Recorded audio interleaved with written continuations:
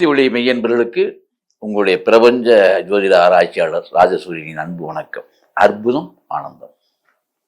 அன்பர்களே, இப்ப உங்க வீட்டில் வந்து செடி வளர்க்குறீங்க, அழகுக்காக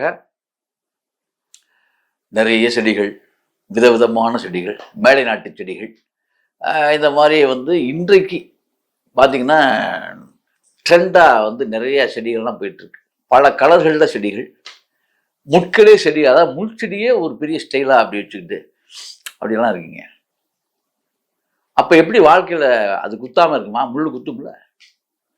ஸ்டைலுக்கே வச்சாலும், ஸ்டைலுக்கே முள் வச்சாலும் போனால் கீறி விட்டுறாத. இப்படித்தான் கீரல்கள் நிறையா விழுந்துட்டு இருக்கு.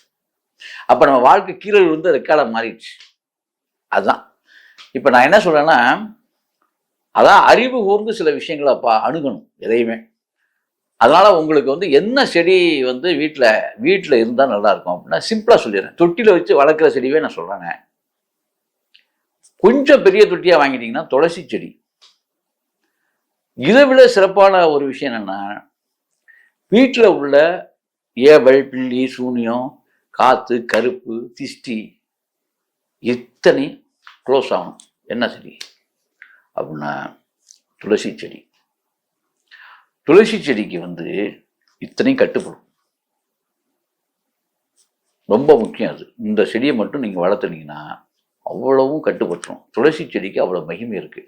அதுக்கு அழகான ஒரு பெரிய தொட்டி வாங்கி, அதாவது கொஞ்சம் உயரமான தொட்டி வாங்கி அதை துளசி செடி வச்சு வளர்த்து, அதை வந்து தீட்டு திறங்கப்படுறவங்க மட்டும் அது பக்கத்துக்கு போகக்கூடாது. ஒன்றில் ஒரு 5 அடி தள்ளி போகலாம். முன்ன அந்த துளசி செடியை வந்து எப்பொழுதுமே வடக்கு முகமாக வைக்கணும். வடக்கு புறத்தில், வீட்டுக்கு வடக்கு புறத்தில் அது இருக்கணும். அவ்வளோதான் விஷயம். அது என்ட்ரன்ஸ் எவ்வளோ நீளமாக இருந்தாலும் சரி, எங்கேனே ஒரு இடத்துல வடக்கு புறத்தில் வச்சுக்கிட்டிங்கன்னா போதும். அது எங்கிட்ட வேணாலும் இருக்கலாம். ஈசானியத்தில் வந்தாலும் சரி, வடமேற்கு மூலையில் இருந்தாலும் சரி, அதாவது வாயு மூலையை ஒட்டி வந்தால் கூட சரிதான், தப்பு ஒன்றும் கிடையாது. இந்த மாதிரி பண்ணிங்கன்னா பிரச்சனைகள் அகலும். அந்த செடிக்கு இல்லைங்க, அந்த துளசி செடி தீட்டுப்பட்டோன்னா கருகி போகுது, கொஞ்சம் எல்லாத்தையும் அதையும் தாங்கி செயல்படுத்துகிற மாதிரி ஏதாவது ஒன்று சொல்லுங்களேன் அப்படின்னு நீங்கள் கேட்டிங்கன்னா இன்னொரு ஆப்ஷன் இருக்குது. என்ன அப்படின்னா வெத்தலை செடி வாங்கினா கொடியாக வரும், அழகாகவும் இருக்கும். அப்படியே நீட்டி விட்டுருலாம். வீட்டு முன்னால் பண்ணணும். நீங்கள் இதுக்கு வந்து இடம் என்னன்னா, வீட்டு புகப்பில் வெத்தலை கொடி ஓடணும். வெத்தலை கொடிக்கு வந்து திஷ்டியை வந்து அடியோடு அழிக்கிற பவர் இருக்கு. எப்படி இருக்கு அப்படின்னா, நீங்கள் கொஞ்சம் பின்னோக்கி அப்படி சிந்திச்சு பாருங்க. அந்த காலத்துலேருந்து இந்த காலம் வரைக்கும், இன்னைக்கு வரைக்குமே கல்யாண வீடு, ஒரு நல்ல விஷயம் பேச போகிற இடத்துல பூரா வெத்தலை பாக்கு முன்னாடி வச்சுறாங்க. ஏன் சொல்லுங்க? எதுக்கு? ஏன் வேற இலையே இல்லையா? வேற எதுவுமே வைக்கலாம்ல? ஏன் வெத்தலை பாக்குன்னு வச்சு இப்போ வெத்தலை பாக்கு யாரும் போடுறதும் கிடையாது. ஏன் வெத்தலை பாக்க மட்டும் உள்ள வச்சுக்கிறோம்? என்ன காரணம்? அந்த வெற்றிலை ஏன் கொண்டாந்தாங்க அப்படின்னா, வெற்றி இலை, வெற்றிலை, வெத்து இலை கிடையாது. இது வந்து வெற்றி இலை.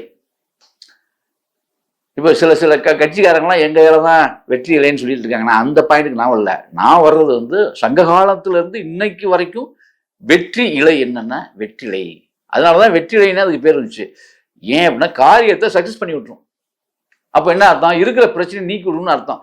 அப்போ நீங்கன்னா தான் அப்போ என்னன்னா, அதாவது எதிர்மறை ஆற்றலை க்ளோஸ் பண்ணுற தகுதி வெற்றிலையுடைய அந்த மாதிரி ரசாயனத்தன்மை உள்ளது இந்த வெற்றிலையுடைய இது. அந்த வெற்றிலையுடைய செடி முன்னால இருந்துச்சுன்னா எந்த திஷ்டியும் உள்ள வராது. ஆக ஒரு பெருந்தொட்டி 2 பக்கமும், வீட்டுக்கு முன்னால 2 பக்கம் 2 தொட்டி, அழகான தொட்டி வச்சு வெற்றிலை கொடியை நட்டுட்டு தண்ணி ஊற்றிக்கிட்டே வந்து அதை படர விட்டீங்கன்னு வச்சுங்களேன், நீங்க எந்த திஷ்டிக்கும் பயப்பட வேண்டாம். அது மட்டுமல்ல, அதுல இன்னொரு நல்லது ஒன்று இருக்கு. மகாலட்சுமி யோகமும் அப்படி நேரம் அப்படியாந்துடும் அப்படின்னு சொல்லுவாங்க.